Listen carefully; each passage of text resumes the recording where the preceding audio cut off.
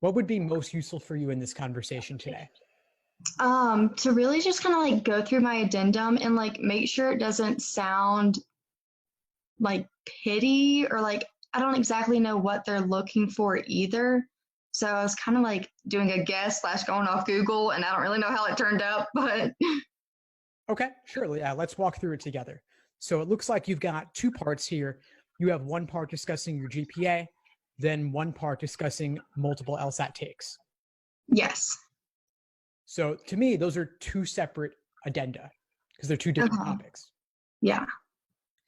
Now, so for the GPA, could you just summarize in your own words your explanation for GPA that was lower than otherwise? So my first semester of college, I ended up having really bad depression, and I ruptured all my ligaments and tendons playing tennis. So I was missing a lot of classes, which caused me to have to drop because once you miss so many classes, it was an automatic fail. So I had to drop some classes, and I just got only a 2.8 my first semester. And then afterwards, I had 3.8s and 4.0s. Nice, incredible. So you can show that was for a defined limited period where you had the relatively lower GPA and you have reasons explaining that. Mm-hmm. Perfect. I think that's a perfectly fine reason.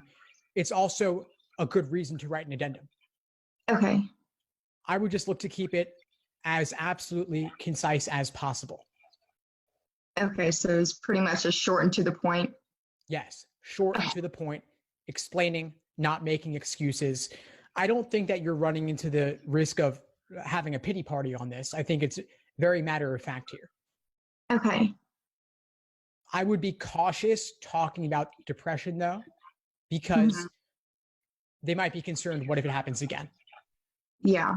Yeah. See, okay. So that's another one of my things too, is I also have like 2 different learning disabilities or whatever. So I get extra time on the LSAT, but I don't ever know to like bring those up because like some people see it as like, oh, whoa, that I can't do my work or like I'm not gonna be able to handle the stress of law school because of it. So like, do I mention those or no?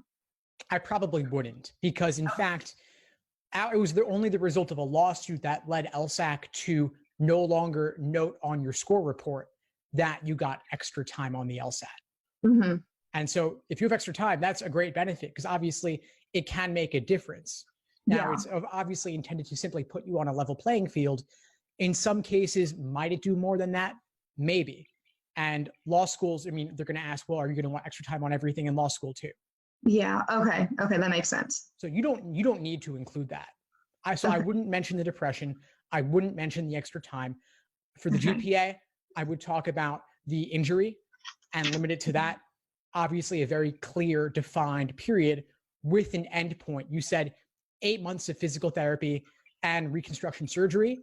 That's a big process. Obviously, that could take a lot of time. Obviously, that could knock you out for a little bit. Yeah.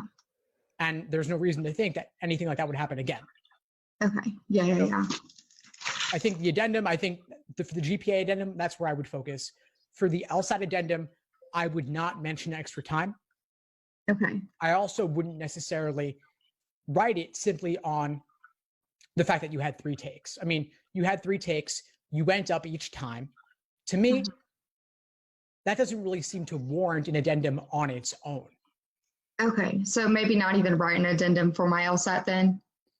If you were to write one on your LSAT, what I might focus on instead is, let's say you mentioned your ACT was a struggle and it was lower, you scored lower on the ACT than your GPA potential would reflect, right?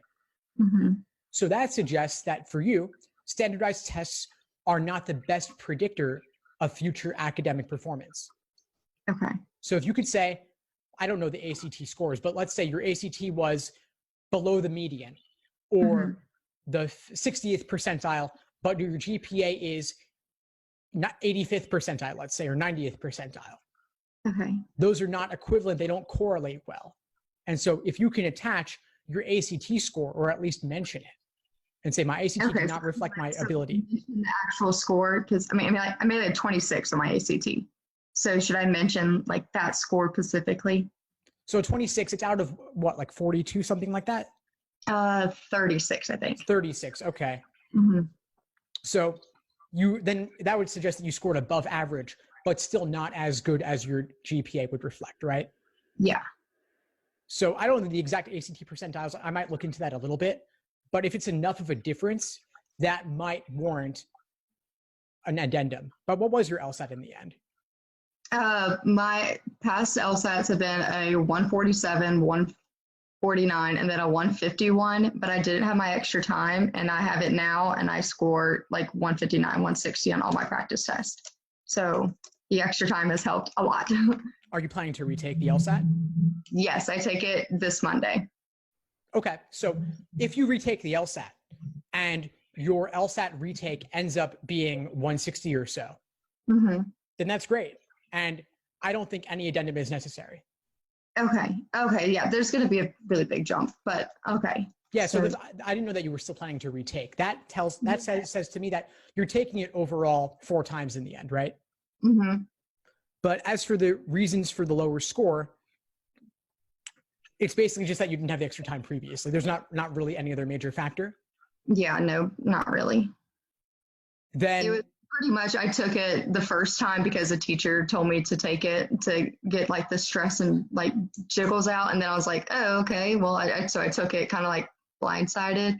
And then I rushed to take the June one because I didn't want to do digital. And then July, they offered the free, like pretty much look at your score and you can cancel it. So that's kind of the reasons why I took them where they were, but they weren't, I wasn't ready for them when I took them. Right. Understood. Well, they're all different reasons though. And I don't think any of those is significant enough to warrant an explanation of sorts. I mean, especially with July, so many people took July because it. Yeah. Of course you would. I'd pay $200 every time if I could see my score and cancel it. Yeah. Yeah. So in this case, based on what you've said, I would focus just on the GPA addendum. Okay. Okay, perfect.